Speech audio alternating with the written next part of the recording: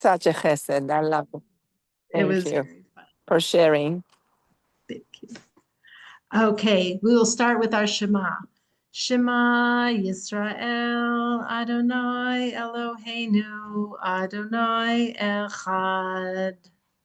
And the blessing for our learning. Baruch atah Adonai Eloheinu melech haolam asher bachar banu mikol hamim v'natan lanu et Torato. Baruch atah Adonai noten haTorah. We are now in the 9 days. Rosh Chodesh Av started on this past Shabbos, and we are now in the 9 days, and Tisha B'Av, the 9th of Av, which will begin Motzei Shabbat, Saturday night, and all day Sunday. This Shabbos, in addition to starting the new Sefer, the new book of Devarim, which literally means words, even though in English it's called Deuteronomy, which doesn't really sound so inspiring. Deuteronomy, it really is words, and the power of words are part of what we're going to talk about today. But in addition to being Parsha Devarim, it is also called Shabbat Chazon.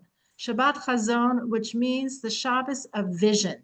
And the reason it's called that is it's for the name of the Haftorah. The name of the Haftorah for this Shabbos, which is on page 1195. So let's just turn to it for a moment because that really sets the tone for what we're going to speak about today. So on page 1195 in your Stone Chumash, it says at the top, it says Haftarat Devarim. That's the Haftorah for Devarim. But if you look at the very first word in Hebrew, the word is Chazon. Chazon Yeshayahu, the vision of Isaiah ben Amoz, the son of Amoz, which he saw concerning Yehuda and Yerushalayim. The vision of Isaiah. The word Chazon, interestingly, is not used by any of the other prophets. So other prophets who also had visions, that's how they got their communication from Hashem, but it never uses that word chazon. So the word chazon is used exclusively here. This Shabbos is considered one of the highest Shabboses of the entire year. We tend to think of the Shabbos between Rosh Hashanah and Yom Kippur, or the Shabbos right before Pesach. We have, Shabbat HaGadol. We have all of these great Shabboses, and those are great Shabboses. But this is the Shabbat, it's called Shabbat Chazon, a Shabbos of vision. And the question is, what is the vision that we are given? And why specifically does it fall out that we need to have it? We always, always, always have Shabbat Chazon is right before Tisha B'Av. So the Shabbat that precedes Tisha B'Av is called Shabbat Chazon. So we have been on a decline of joy or happiness, not a plummeting, but a decline of lessening joy and happiness, starting from the 17th of Tammuz. And then it takes another step down when we started Rosh Chodesh Av, and then Tisha B'Av, which is, of course, considered the lowest day on the Jewish calendar. So how is it that the lowest day of the Jewish calendar is preceded by the highest Shabbos of the year? So the highest Shabbos of the year is there specifically to help us understand what Tisha B'Av is really about and what we're trying to accomplish. So this vision that we are said to be able to have is a vision of spiritual light and spiritual greatness where we can really focus. So because the purpose of light is to be able to see. So this is a Shabbos of light, a Shabbos of seeing, a Shabbos of visualizing, the ability to visualize. And the question is, what are we supposed to visualize? We're supposed to visualize more than what we're missing, but what could be. So just like in every good organization, good project, you have your visualization time where the group gets together and they visualize what is it that we want to accomplish? What is our goal? What are we aiming for? And we don't even talk about first, like, well, how are we going to get there? We talk about what are we aiming for? Because if we don't know what we're aiming for, there's no point talking about the steps to get there because you don't know where you're going. So it'd be like trying to ask for directions on Waze, but you didn't put in your destination. It's like, so how should I go? It's like, well, where are you going? So until we know where we're going and what we want to accomplish and what our vision is, then there can be no process to go through on how to get there. So the time that we have, really starting with Rosh Chodesh Av, until we get to Tisha B'Av, but especially on this Shabbat Chazon, it says Shabbos itself gives us time to think and visualize more creatively because we're not distracted by all the day-to-day distractions that we have. If our phones aren't on and we're not running around and we're not, doing the laundry, and we're not cooking, and we're not doing all of these things, it creates a space where we can actually think and focus. And it's in that space that God, Hashem, gives us the ability to come up with and to see a vision of what it is that we want to accomplish. Now, what I'm sharing with you today is a combination of about 4 or 5 different rabbis and sources. And so I'm sorry, I'm not going to be able to credit each one because honestly, it kind of went into a cholent into my head. So it's like all mixed together, but these are not exclusively for sure my ideas. When we talk about the Tisha B'Av, which commemorates the destruction of the temple, the first temple and the second temple, we talk about the days that's days of mourning, that we are mourning the destruction of the temples. So the question is, what does mourning really mean? So the type of mourning that we're talking about is not just being sad. So some people think, well, if I can't get myself sad enough, then maybe I didn't really do Tisha B'Av right. So the question is, what is mourning really? And then we have to go to our human experience that many of us have experienced in all too real a way, which is sitting Shiva for a loved one. It's like, what happens during Shiva? Like, what is it that we're trying to achieve during Shiva? So we know that the goal is to be able to really think about and express appreciation for the person who passed away, to feel their absence, mostly by thinking about everything that they were to us during their lifetime. So mourning is really more than being sad, because sometimes you can go to a Shiva house and people don't necessarily look sad. Now, I'm not talking about a Shiva house where people have like totally lost the focus and they're just kind of, whatever, talking about their latest cruise or trip. I'm not talking about that kind of not sad. I'm talking about that you don't necessarily go to a Shiva house and find people are crying the whole time. They're reminiscing, they're appreciating, they're reconnecting with other family members. They're doing all sorts of things can happen in a Shiva. And what it is they're really trying to feel that person and what that person meant to them in their life.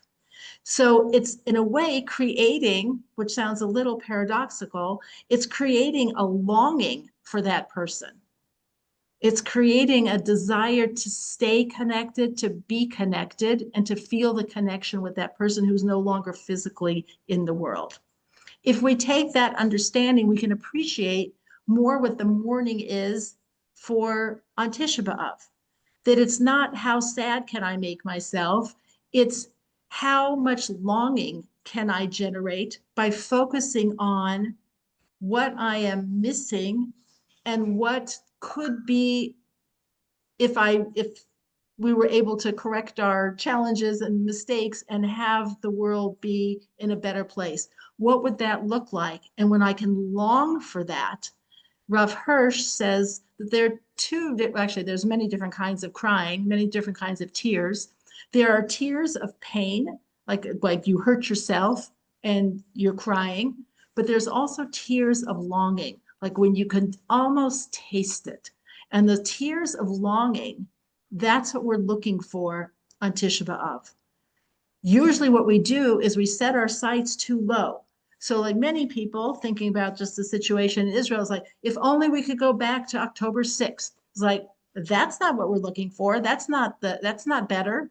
Or people in America or around the world, well, if only like anti-Semitism would go away. that's your goal, is to have anti-Semitism go away, or to go back to October 6th, or it's shooting too low. It's like, if you thought about it, what would you really like to see? How would you really like the world to be? And that's when we think about the Beit HaMikdash being rebuilt, the Jewish people being in a place of unity, being connected with each other, being connected with Hashem, our families being healthy, happy, and functioning. All these things, is like, it's a time to think really big. And what we're saying is the Beit HaMikdash not being here, having been destroyed, it's not just that building was destroyed, it's caused everything in our lives and the world of the Jewish people to not be operating the way it should, including in the land of Israel, including in the land of Israel. You know, it used to be, we'd say, well, we're in exile. And so for Jewish people living outside the land of Israel, that's where the struggle is. But October 7th showed us that's not the case, that the struggle is everywhere for the Jewish people. So what we're missing and what we long for and what we hope to have, that's what we're supposed to focus on. So that when we are involved in not eating, not drinking, not doing anything other, it's the same as, well, it's when you're sitting Shiva, you can eat, but it's this other kind of like a deeper focus and connection that we're trying to achieve. So if we can think of the mourning in terms of longing rather than sadness, this like, what would I like to see? Now, the truth is that the pain is felt by the differential between what could be and what I want and what is. The difference between those two things, that's the pain. Somebody who says, I don't have a vision, like it's fine by me, that person cannot feel pain because they don't have a vision of anything that is different than what is. It's kind of like, oh, Celebi, it is what it is. So it is what it is not a Jewish idea. It could be so much more, is the Jewish idea. And then we say, but here is where we are. Here is where we are. Now that's supposed to be inspiring. So it's a pain that is inspiring, but it's the same thing when somebody sets a goal in any area of your life. You want to learn how to be a tennis player, and you don't even know which way to hold the racket. So you really like, well, am I sad that I don't have the skill yet? Here's where I would like to be, and here's where I am. So what do? He's like, I better sign up for some lessons. I better practice. I better find somebody who can work with me. Anything we do, educational goal, a health goal, anything goal requires the ability to first identify, where do I want to be? What is my vision? And then the reality check of, and where am I now? And one could feel discouraged and depressed, or one could say, I know what I need to do. I know what I need to do and how to get there. This is the focus of Tisha B'Av, which is why it's considered such a high point of the Jewish year. Because what could be more spiritually uplifting than to identify a high spiritual goal for ourselves personally, for the Jewish people, for the entire world? That is where Hashem wants our heads to be. The month that we're in is month of Av, which means father. It says, you're our Father in heaven. Does it sound so Christian? Our Father in heaven, hallowed be his name. Yes, our Father in heaven, our Father, it says, is very present during the month of Av. We tend to think of God being very present during the month of Elul. It says the king is in the field, easily accessible. It says, but the Father is even more accessible during Av. Because when a father's child is in trouble or in difficulty, that's when the parent comes running. If you know your kid is fine and everything's all right, so you just kind of go on with your day. But when you get the call of, hi, I have a problem. As soon as you hear that, your mind immediately goes to 4,000 terrible things that could have happened to your child that you need to help them with, or any loved one that you need to help them with. It says that's how Hashem is for us during the month of Av. It says because we are Bein HaMitzarim, we are between the narrow straits. We are in a place of difficulty. We're in a place of constraint. We're in a place of negativity to the extent that we are not where we are meant to be. And that for that purpose, it says Hashem is very close to us. And for that reason, this month is called Av, Father. Unlike the other months, which are all Babylonian names. Hold on a second. But what about when we have no idea? We're going to talk about that. We're not going to talk about the hostages right now, Cheryl. I'm sorry. We're going to go in a different direction. That we're not where we want to be. And our Father says our Father who wants us to be in the right direction is a Father's love is mostly available at this time, is more available. And then just speaking of the hostages, just as an aside, not as the focus for today, is that the hostages said that they could feel Hashem's presence in a tunnel in Gaza. Like, how is that possible? But sometimes when you are in the most constricted place and everything else is taken away, people said that during the Holocaust too, in concentration camps. It's like, how would you possibly have felt God's presence? And yet they did. So all of us are supposed to feel it. So it is a strange combination of a pain that is supposed to be motivating pain as opposed to wallowing pain. It says it does not accomplish anything if we are just kind of sitting and wallowing in it. So what is it that we are supposed to do? What is it we're supposed to do? So there are such beautiful insights into when we can understand what the problem is.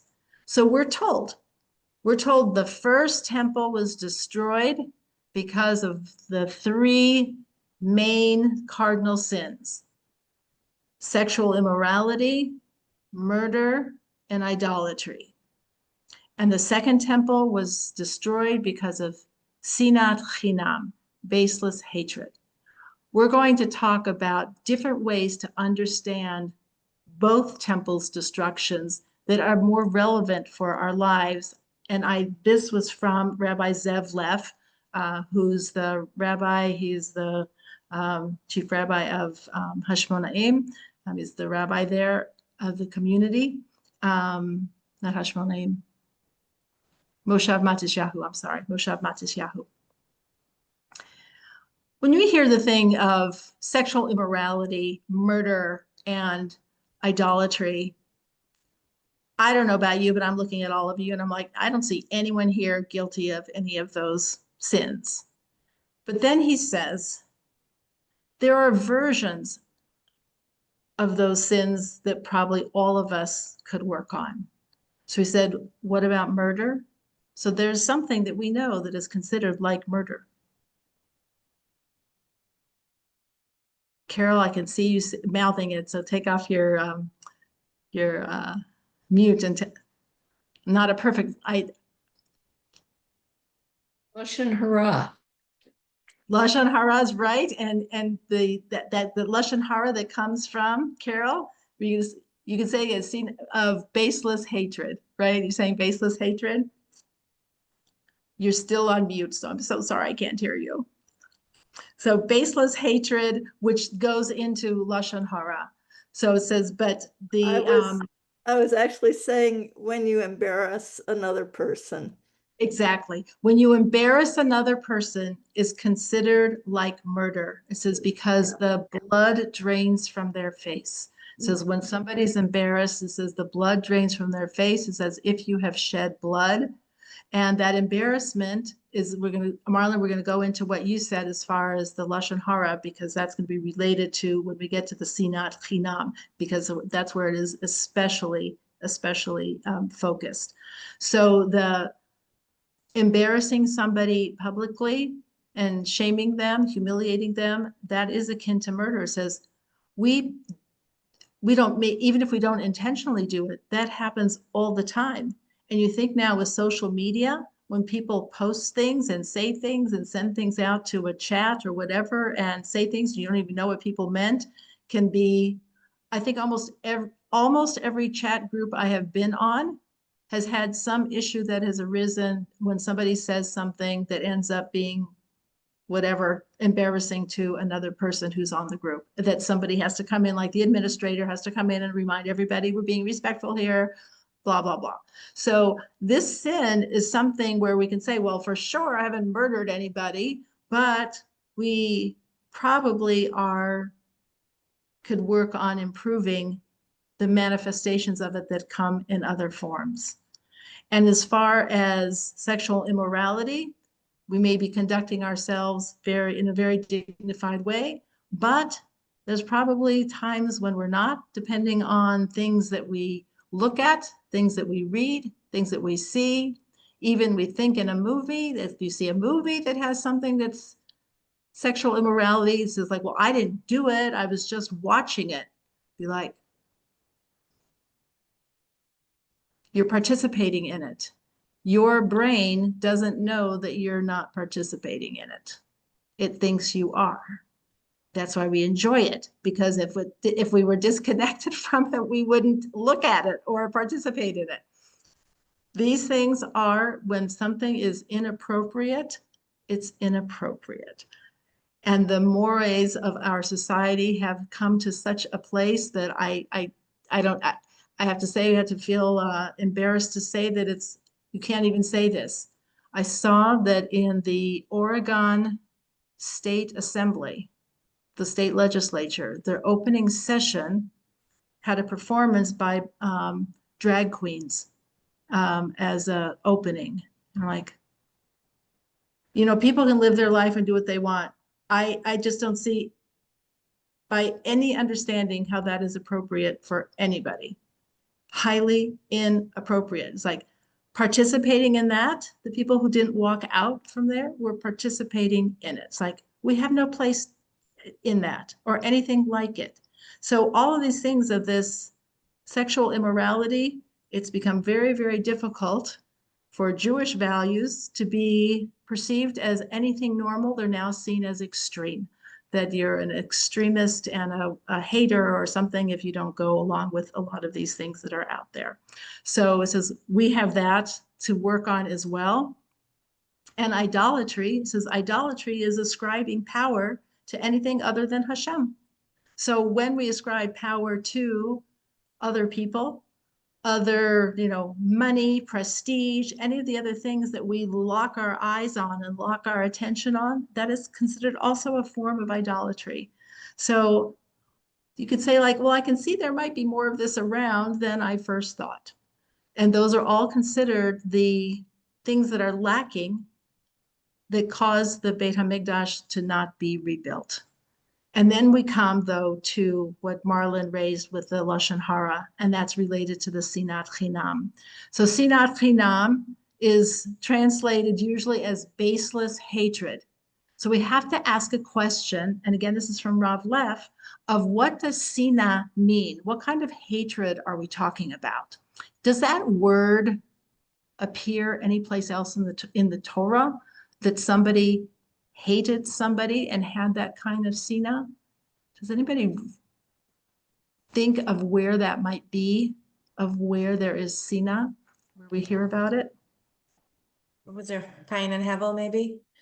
Thank you. Okay, 153. So actually, I didn't even check it to see if it uses that word there. So I don't think it did. No, I don't, as I say, I don't think there was that feeling there, but it was right. It didn't say it, right? Didn't say it. Yeah, it didn't say it. So certainly we have other people. We have people who we think, obviously didn't get along, Yaakov and Esav. And in fact, it says there is a halacha that Esav hates Yaakov. However, the place where it occurs, which is so instructive for us, is in the discussion about Rachel and Leah. Not the relationship between the two of them, but how Leah felt about her relationship with Yaakov. So let's take a look at it, and it's going to help us understand what Sina actually means and I think is going to make it feel more relevant to us in our own lives. So let's turn to page 153, which is in the parsha that is discussing the relationship, the marriage of Jacob with both Rachel and with Leah and Rachel. So on page 153, this is chapter 29. Let's see. We're going to start on verse 28. So this is when Yaakov he had worked for Rachel, but then he was given Leah, etc. So we're picking it up on verse 28. So Jacob did so, and he completed the week for her, and he gave him Rachel. So this was after he already had Leah, his daughter, to him as a wife. And Laban gave Rachel his daughter Bilhah, his maidservant, to her as a maidservant. He consorted also with Rachel, and then here's what's the important words, and loved Rachel more than Leah, and he worked for him yet another 7 years. So the question, how does Yaakov feel about Leah? He loves her. How does he feel about Rachel? He loves her more. But next line, verse 31, Hashem saw that Leah was unloved. And the Hebrew is in Pasuk Lamed Aleph on the Hebrew side, Vayar Hashem ki senuah Leah. Senuah not mean sanua. Senuah, that Leah, not that she was unloved, but that she felt unloved. Because compared to Rachel, she felt unloved. Nobody wants to be second place, not even a 2-year-old. It's like, I love you. I love your brother the most, and I love you second. There's no child. Every child will end up in therapy who feels like my parents love this other child more. It's like, it doesn't wash for a human being to be second. And so from Leah's perspective, she was unloved. She was hated. But what does it really mean? Because she had a relationship with Yaakov, but it really means that she didn't feel as connected to him, because the word for love, ahava, the root is hav. It means to give to the other person, to give. I give to you because I feel connected to you. So we notice it in how she names her children. Each of the names she gives her boys are directly related to the desire to be more for Yaakov to be more connected to her. So let's take a look. When she conceives, and her first child is named Reuven. Verse 32, Leah conceived and bore a son, and she called his name Reuven, as she had declared, because Hashem has discerned my humiliations. She feels humiliated because she's loved less than Rachel. For now my husband will love me, meaning as much as he loves Rachel, if not more. But certainly he will love me more. And she conceived again and bore a son and declared, because Hashem has heard that I am unloved, he has given me this one also. And she called his name Shimon, from hearing. And then the third, and she conceived and bore a son and declared, this time my husband will become attached to me, for I have borne him 3 sons. Therefore he called his name Levi, to be attached. So what is it that that Leah is seeking in each of these 3 children? She's looking for a stronger attachment, for Yaakov to be more attached to her. And to be detached or less attached is called sinah. So when we say that sinat chinam, instead of saying baseless hatred, because it's like, I don't hate anybody, and if I do hate them, I have my reasons. It's what leads to the feeling of being able to not like somebody. He says it's coming from a place of detachment, that when we're not attached to people emotionally, spiritually, that leads us to find fault with them and to find reasons for not liking them. That if we loved them and were attached to them, we would notice their good qualities and we would identify them with those qualities. I think Rabbi Noach Weinberg of blessed memory said that love is the ability, is when you identify a person by their good qualities and you choose to focus on them. It's not saying that they don't have the negatives, just like I identify you by the good qualities that I see in you. Nobody is saying that everybody is perfect. It's just I identify you with your good qualities. That takes a certain kind of an attachment. If someone is not attached, then the other negative qualities are going to take front and center stage. And then it leads to what Marlon said about the Lashon Hara, because we're going to comment and talk about that. So we say Sinat Chinam means we are trying to work on the fact that we are not attached enough to each other. We're not attached enough to Hashem. That we're not attached enough to the land of Israel. We're not attached enough. And these detachments have a ripple effect on the whole system and cause a breakdown in the whole system. So what's the antidote to that? The antidote is to attach ourselves to people. And how do we do that? So I think what's very interesting is that in the Gemara, it says that when the month of Adar comes in, Simcha is increased. And when the month of Av comes in, Simcha is decreased. So we're given right off the bat a connection between Av and Adar are somehow connected in some sort of a inverse parallel way. Why does Simcha increase in the month of Adar? Because we have the miracle of Purim. And what allowed Purim to happen, the miracle of Purim, is when Esther says, gather all the Jews together. And it was the Jewish people gathering together in tefillah and acts of kindness and Torah study and coming together and seeing themselves as one. So this was what allowed the decree against the Jews to be overturned.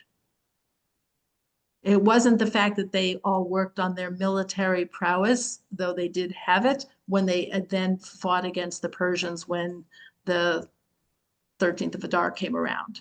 It was because of the underlying change that happened within the Jewish people. Because Haman said to Achashverosh, there is a certain people that is spread out and dispersed, and he didn't mean just physically throughout the 127 provinces. He meant they are not unified. Same as Hamas and Hezbollah said when they saw the Jewish people leading up to on October 6th. They are mifuzar. They are pazer. They are scattered from each other. This is a good time to attack. They have told us that this is the reason. We don't say, oh, I wonder what the reason was. They told us. They tell us. Hashem is speaking through the mouths of our enemies, and history has repeated itself. So what is the answer? Yes, absolutely divided, but that dividedness comes when we don't feel attached. It's not like, oh, we're divided, so we got detached. We detach, and therefore we become divided. So this detachment happens in families, it happens in communities, it happens within a shul, it happens in organizations. It's not just like this segment of the population and this segment of the population. It is something that we are prone to. We're prone to it. And so we have to make extra efforts. When we see the mitzvahs that were given for Purim, which is, what do we have? We have gifts to the poor. We have matanot le'evyonim, gifts to the poor. We have mishloach manot, of giving treats to people, not because they're poor, but just because we want to connect. So what is the antidote to our disconnection? Is connection. This can mean as much as saying hello to people that we usually have our eyes on our phone and we're not even making eye contact. And the people know it's like, I'm invisible. More people are feeling invisible in their worlds than ever before because everybody is missing opportunities to even connect. It's interesting. We joined the gym in our little mall that's in the community in Mali Adjumim, and the gym is on the third floor of the mall, and it has windows. So when you look out the windows, you can see the stores and the people walking below. So on the next level down is a not a restaurant, but like a cafe, like a coffee place. The number of people who are sitting at tables with other people and not talking to the people they are with, and they have their phones, is just amazing. Like, why did you bother to come out to coffee if really you're having a social engagement with your phone? And so I said, like, watch that while I'm upstairs exercising and look down on the world there. And that's just a microcosm, and I don't think it's anything strange. There's nothing strange. So there are initiatives that are being done of like saying hello on the street, at the store. People in line now do not talk to each other. If you're in line, and I am totally guilty of this, if I'm in line and have to wait for something, I take out my phone and check my WhatsApp messages. It's like, okay, so I have to wait. Instead of like, maybe the person standing in front of me is somebody interesting. Maybe I should say hello. Maybe I should do something to create a connection. So when we did this thing with our granddaughters and taking the cookies to the family that had the fire and to the soldier's place, it was with this, having this conversation in mind of how can we use something that we're already doing, but create a personal connection with it. It doesn't have to be so fancy because people aren't connecting with each other in a personal way. Any action you take is going to be seen as being really unusual. Now, there's an interesting phenomena, which I read about and heard from a friend roundabout, that the new generation, the younger generation, thinks that calling people on the phone, like out of the blue, is weird. It's like, oh, why are you calling me? It's like, send me a text and see, like, when's a good time to talk and like, whatever. But like, why are you calling? That if you just call, it must be an emergency. This must be something wrong. Like, why are you calling? And part of it is because people have their phone everywhere, including the bathroom, and they're on their honeymoon or whatever, and they have their phone. So it's like their personal space. And so just calling somebody is considered really strange. Now, I find that strange because we all grew up, when the phone was stuck on the wall, and like you wanted to call somebody, you just pick up the phone and you call them. So with different people, I do different things. Some people, it's like, just wanted to talk, when's a good time? And some people I pick up, if I did that, they'd think like, that's so weird. Why don't you just call me? So whatever age group is appropriate for either a text or a phone call or saying hello, or when you're at shul, honestly, to say hello to somebody. Because what's one of the things that we don't do on Tisha B'Av? On Tisha B'Av, you're not allowed to greet anybody. You don't say hello. And you don't have a conversation.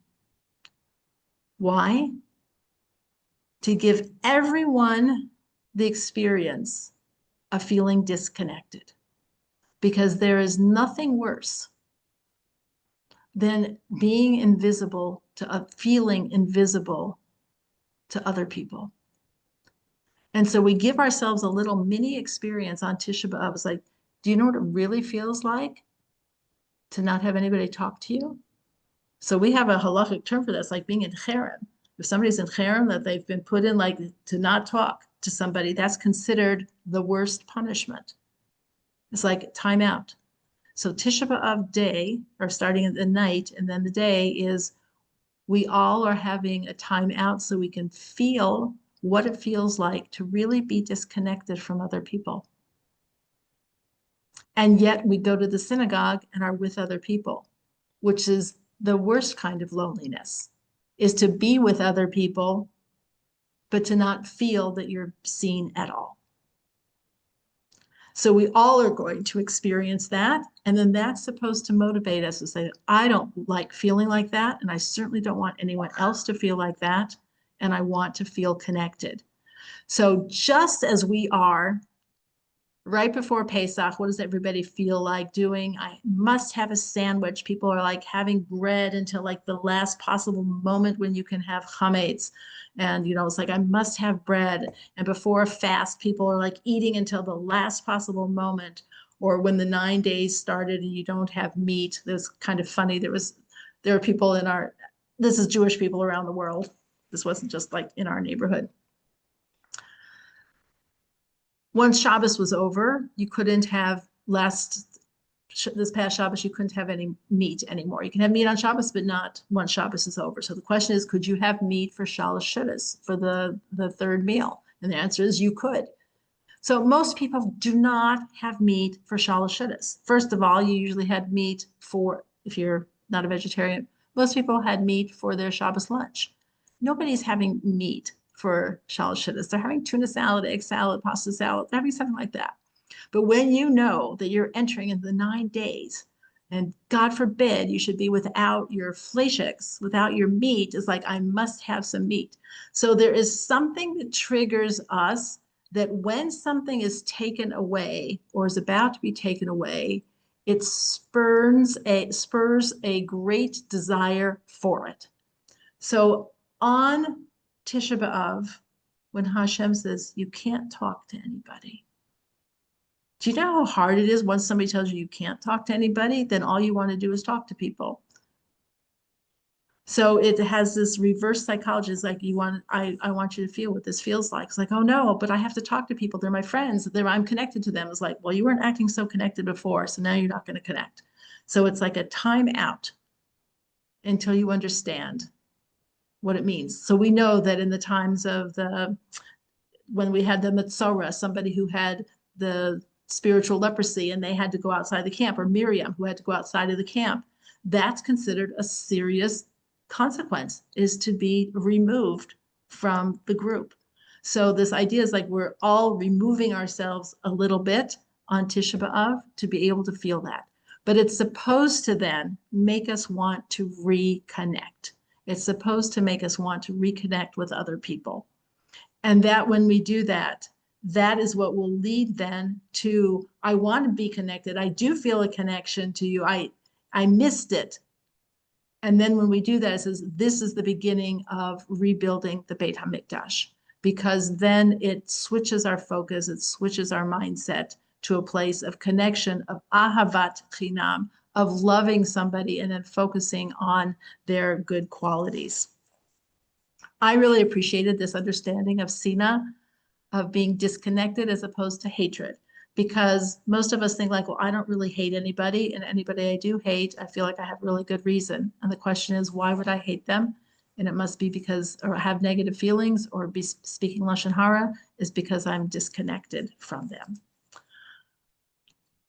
These 9 days then have a powerful ability to rewire our brains, our minds, and our spiritual trajectory and focus so that we can come to a place where it says, what happens on Tisha B'Av? It says, this is the birth of Mashiach. This is when redemption is coming the closest, where the seed is planted and hopefully it sprouts through our efforts. So this day that is the lowest of days is actually seed to be able to have the ability to come to the highest heights of bringing Mashiach. Because it's only when we feel motivated that we can get moving and do the things that are necessary to help out and to help ourselves out.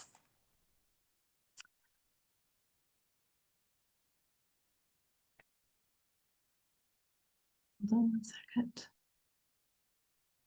I wanted to save some time if people had questions about the observance of Tisha B'Av that I could answer as far as what we do or what we don't do or what's happening. Did you say Mashiach will come on Tisha B'Av? No, it says Mashiach is born on Tisha B'Av. Oh, born, okay. Born. And But born yeah, is good. born is very good. So you, we cannot, we can drive, right? You can drive, absolutely you can drive. It's ideal to not work unless you are, it really has a serious financial consequence But that's on Sunday, it's easy. Right, right, in America, that's easy. And Sunday in Israel is a Oh, regular. right. Yes, to not work. So it is easy. This is the easiest. This is an easy year, especially after Shabbos. Everyone should be nice and filled, their tummies filled, just don't eat a lot of salty things. And we should feel then also the juxtaposition. So what I would offer also is sometimes contrast helps us. When Tisha B'Av is in the middle of the week and you're just going along your regular day, and then you have Tisha B'Av, it's sometimes hard to get into it. When we have Shabbat Chazon, and we have this day when we're really focusing on what the opportunity is, in a way, it's actually a better preparation. It's a better preparation for going into a fast day and into this observance, because we're already in a spiritual realm. So we're at least on the page. It's not like tearing ourselves away from my book group and shopping and, whatever else I'm normally doing. Okay, now I'm going to do Tisha B'Av. It's like, that doesn't compute as much. Actually, going from Shabbos into Tisha B'Av is really helpful. So can we clean the house and doing laundry? No laundry. There's no laundry during the entire 9 days. There's no laundry except for baby's clothes. Cleaning the house, very good question. This called Sponge Mashiach. Sponge Mashiach is on Tisha B'Av afternoon. There's a custom to sweep, and you can start cleaning, to sweep your house. Why? Because by the afternoon, the heaviness is already shifting. We were sitting low on the ground from Saturday night through Sunday morning, Sunday afternoon, but by Chatzot, which I think is like around 12:30 in the afternoon on Sunday, it starts tipping to the positive. And it says there is a custom to clean your house. Why? To be ready for Mashiach. It is an action that we physically do, not because, I really was waiting to clean my house. It is specifically because I want my house to be clean for the coming of Mashiach. We do not do laundry, however, no laundry until the afternoon of the 10th of Av. This is because the temple was still burning on the 10th. And so we don't have meat, wine, or do laundry until Monday afternoon. You can eat, but you don't have meat or wine, and we don't do laundry because we're still in a little bit of semi-mourning because the temple was still burning. I said in the email about going to this family that had the fire in their house. Fire is a unique form of destruction because all you have to do is smell it. You can still smell it even after it's over. And the smell itself. So it says the temple was still burning. You're gonna act like it's like the whole thing is over. It's not over. So on the 10th, it says we still, until midday of the 10th, we still continue on. Yes, In Etta. what time? Etta, yes. Oh, okay. Thank you.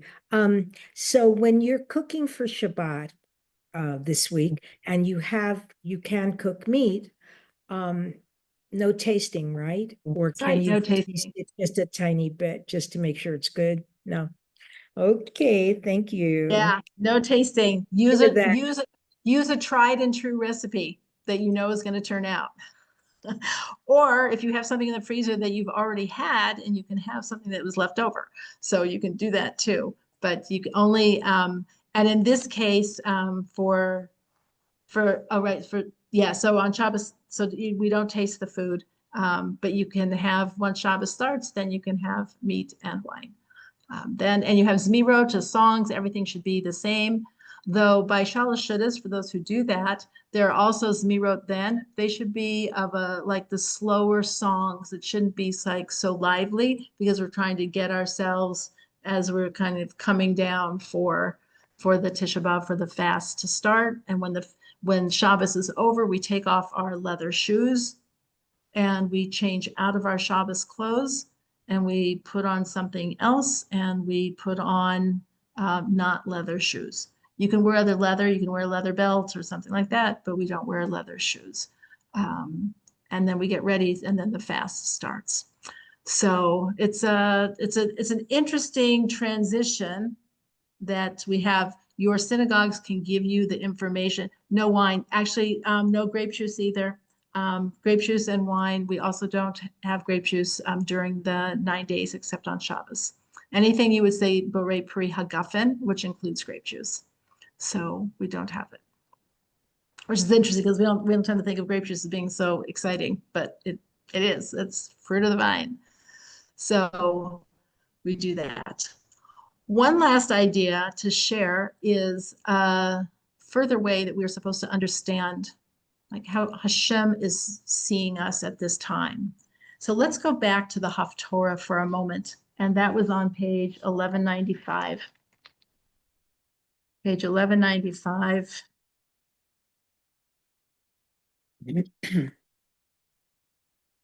Hold on, I'm sorry. 1195. This is Isaiah, the words of Isaiah, and go down to verse 2. Hear, O heavens, and give ear, O earth, for Hashem has spoken. Children have I raised and exalted, but they have rebelled against me. What's the key word here? Children. Children. A parent's love of their child in a healthy relationship is unconditional, meaning that even when the children are rebellious, or even when the children are doing not what the parents want, they still love their children. They may be very unhappy, and they may have to be consequences, they may have to be all sorts of things, but the parent loves the children.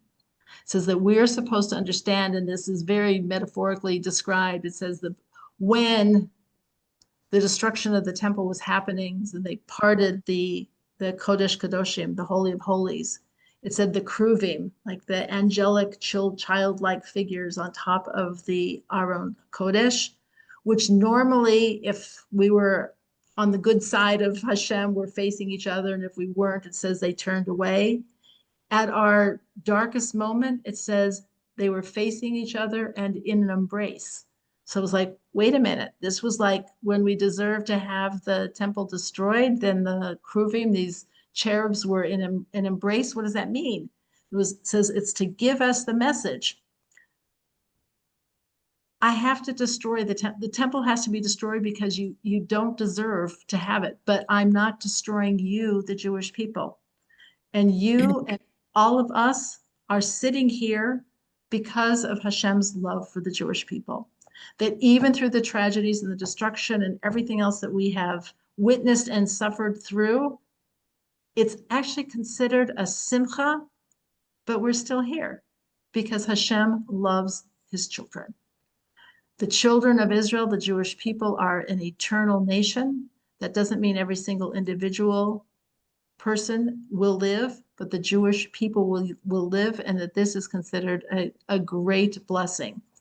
So Tisha B'Av says that Hashem is also kind of taking our pulse of closeness. How much do we want the relationship? We started off by talking about longing. How much do we want the relationship? How much are we longing?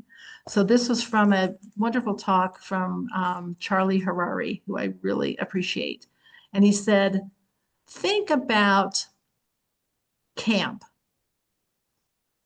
Parents' visiting day. The child hasn't seen the parent for a really long time, and the parent drives up for visiting day. And there's going to be a range of children. There are going to be children who are waiting at the camp gates at the main meeting place, and they've been there waiting to see their parents. Now you could say, yeah, because they want like the candy or whatever it is the parents have brought them, but they're waiting to see their parents. I can't wait to see my mom and dad. And then there's some kids who are like on the tennis court and the parents there, and they're like, where's my kid? It's like, busy, busy. It says, this is camp visiting day, is Tisha B'Av. Parents coming to say, did you want to see me? Am I in your life? Do you want a relationship with me? Or you're so distracted and doing whatever? I need to know like what you want. I'm not even asking what your behavior is. I just want to know, do you want the relationship? Because in the end, what the parent wants is to have a relationship with their child.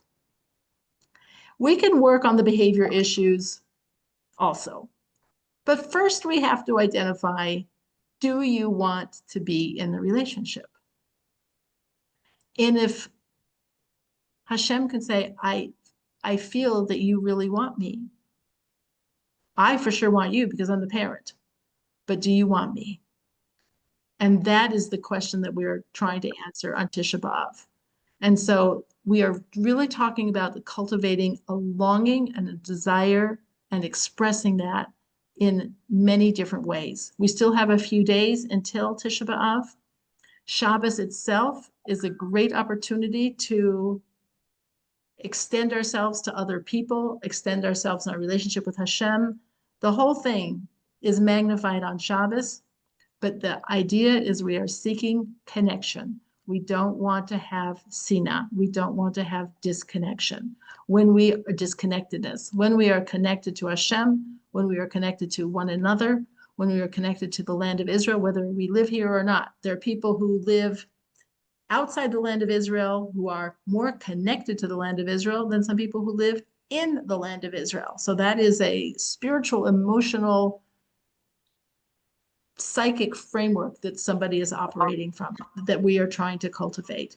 When we have that, then the pieces will all come together. And then Tisha B'Av, which is meant to be a Yontif. The first Yontif will be the 17th of Tammuz, and then it'll be 21 days later, 22 days later on Tisha B'Av. It says these are the same, like 21 days that we have from Rosh Hashanah through Simchas Torah. That those days are meant, just like we have those days of festivities, we are meant to have these summer holidays as well. So in all the preparations for Tisha B'Av, some people don't even buy a hardbound copy of Eicha, of Lamentations for Tisha B'Av, because why would you want to have like a permanent copy of something that is meant to be temporary? Because in the future, it's going to be a holiday. And when it's a holiday, then I don't need a hardbound book of Eicha. And people will say, if for some reason Mashiach doesn't come and the Beit HaMikdash isn't rebuilt by this coming Sunday, then we'll have Tisha B'Av as we have been observing it. But God willing, we won't have it. And we say that literally until Havdalah. Like it could change. It could change. It could change in the blink of an eye. And who's going to change it? We are. So we're the ones who, our actions, just like, and I always think of this with Zoom, that each one of us is like one of the bricks of the walls of the Beit HaMikdash. And we're in charge of our brick. We're in charge of building ourselves and our relationships and connecting to all the other bricks that are there and helping other people do their bricks as well. And we are building the Beit HaMikdash. When we build it through our actions, there is an opinion that says the rebuilt Beit HaMikdash will descend from heaven already made. Kind of like one of these prefab, people are like, what does that mean? But now we know, like a prefab Beit HaMikdash without the permits from the authorities or whatever is required and without any objections from anybody, the pre-built Beit HaMikdash will descend, but it can't until it's built by us. So God willing, we'll do that work, that effort.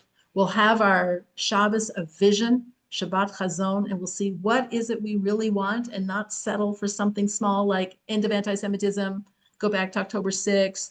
You know, it's like asking for something puny, of really having something, a big vision of what we really want, and then acknowledging where we are and what we need to do to correct it, using our platform of Purim to know that that's what brought the salvation of the Jewish people and the miracles then, and that it's already connected. And then our Simcha will be able to be elevated to be like Purim, and we will have Tisha B'Av as a Yom Tov. So Bezrat Hashem, we will have that. Now, I won't be able to meet for the next 2 weeks.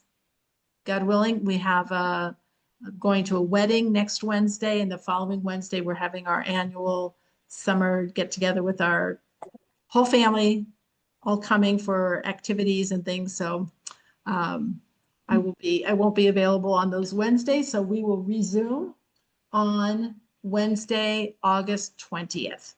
So God willing, Mashiach will come. The temple will be rebuilt. I'll see you in Yerushalayim. But if for some reason I don't, I will look forward to seeing you on the 20th of August here on Zoom. And Amen, amen, amen. Miracle. Wonderful. Wonderful. It was amazing. Thank you Thank so much. you so much. And for being connected. Just think of what it's amazing. I just have to say, it's ironic that social media has caused disconnection, so much disconnection, when it has the equal and opposite power to connect. and bring I agree. Very well said. It's very, very powerful. We just have to use it in the right way. So send a text to the younger generation, pick up the phone for the older generation, do a mixture for a generation you have no idea where they're coming from, and just make whatever efforts that we can to have that connection so that we are not like Leah, who feels unloved and disconnected and can feel the true full love of the people that are around us in our life. Thank you, Thank Ellen. you. Wonderful Thank you, shot. Ellen. Thank you. And- Shabbat shalom, right? Yeah, everybody. sure. Goa. That was Shabbat. fantastic. And enjoy have- the family holiday. reunion and Thank you everything. very much. Thanks. Bye. Thank Bye. you. Enjoy the family Thank reunion, you. Ellen. Ellen, I would like a link. This amazing. Every week is amazing. You only Thank you. ascend and ascend. Thank you so much. That was Thank you. fantastic. Thank My you. pleasure. Thank you for help.